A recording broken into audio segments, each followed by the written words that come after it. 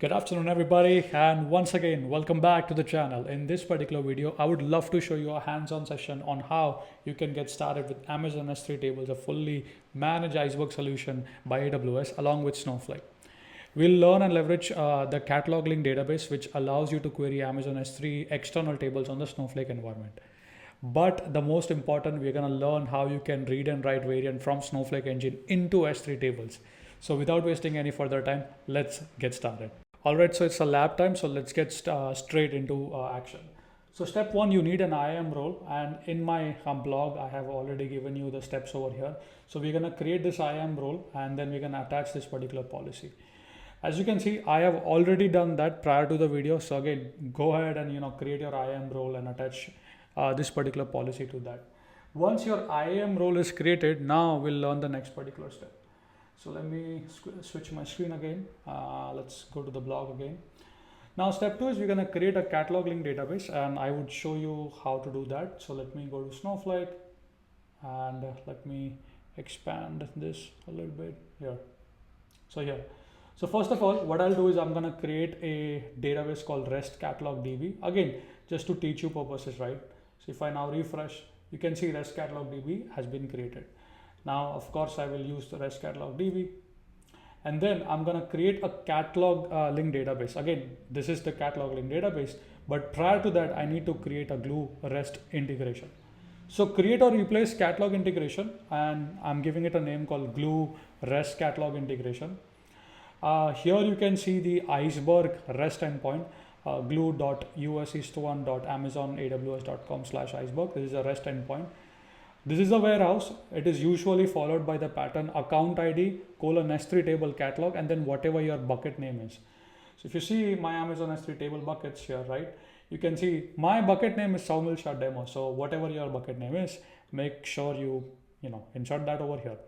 This is the particular role that we just created, the IAM role, right, that we were talking about, right? So now what I'll do is simple, man. Just go ahead, create this particular integration. As you can see, I think it's complete. Yep, that's complete. And now what I'll do is I'll do describe the integration. So let me do that.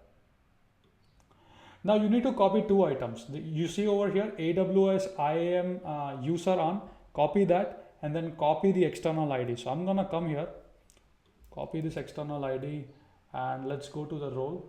And here you can see the trust relationship policy. Click on edit, and I will simply update the external ID here, and then of course the on that I told you would go over here. So let's go to Snowflake quickly.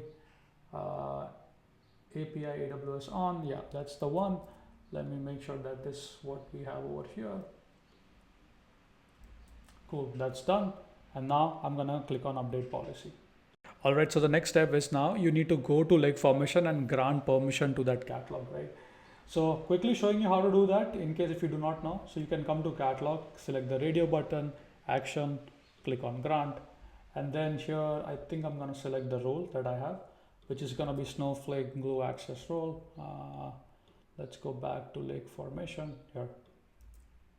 Selected the role, select the catalog,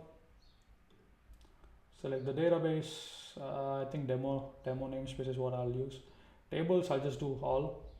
And then you can do super or you can do fine grained access also, but for now I'm just gonna do super.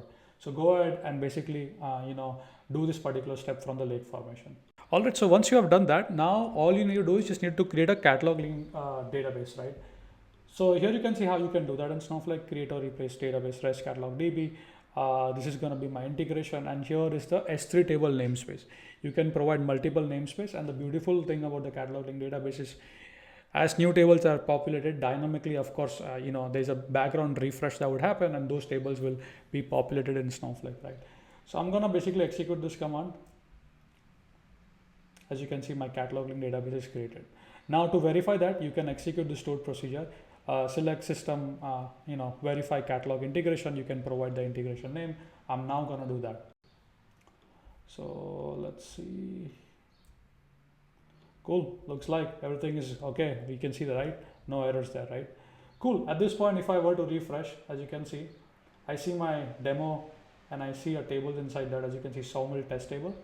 Now let me show you how you can create a variant table, right? Again, this is an external table, meaning when you create this table is created in the Amazon S3 tables. Okay, so if I were to do that, say I would say create Iceberg table inside REST catalog DB inside demo namespace. Again, this table does not exist, called Sawmill test table 1. And most important, I'm going to be using variant, and I'm going to set the Iceberg version to 3. Okay, so now I will execute the command. You can see the table is created. Let's go to Amazon S3 tables and verify that. So if I go to Amazon S3 tables, here you can see Sawmill test table 1 is now there. Now I have my variant Iceberg table at this point. Now what? I can start inserting data into it, right? So here is a classic command, of course, you'd absolutely know, parse JSON. So I'm gonna write these as variant data into my Iceberg table, into V3 table, but of course via Snowflake. You can also use Spark as well. Spark 4.0 EMR serverless supports Spark. So absolutely you can do that as well. So here you can see let me just change the table name. It's Sawmill 1. So I'm just gonna insert that. And of course, using either Spark or Snowflake or any other engine, you can now insert variant data into that. As you can see, 5 records have been inserted. And now I can try to query this particular data to see if everything works. So now I can say select properties.name. So again, properties is a variant. And inside that, I know I'm saying, hey, you know what? I have a key called name. It's a string. So I'm basically doing that, right? So I'm going to now execute the variant query on Snowflake. Look at that. That's about it, right? Just a quick note, when you are writing data into Amazon S3 via Snowflake engine, whether shredding, whether the Snowflake engine will write the data into S3 table with shredding or without shredding, that is something still not known or still not available publicly on the documentation. I plan to read more, and I'll leave an update on that particular part. Now you can leverage Amazon S3 table, which is a fully managed Iceberg table solution by AWS, right? And of course, if you are using Snowflake, you can leverage catalog link database, query your external S3 tables from Snowflake. Of course, being it V2 or V3 variant, as you just saw. That's all I have for the video. I hope you guys have enjoyed. I'll share some more advanced tips and techniques for optimization, of course, since I had the pleasure of working with extremely large data set, right? So I'll share some tips and pro tips in the upcoming next video. With that being said, keep smiling, keep programming, and I will see you in the upcoming next video. Goodbye, guys.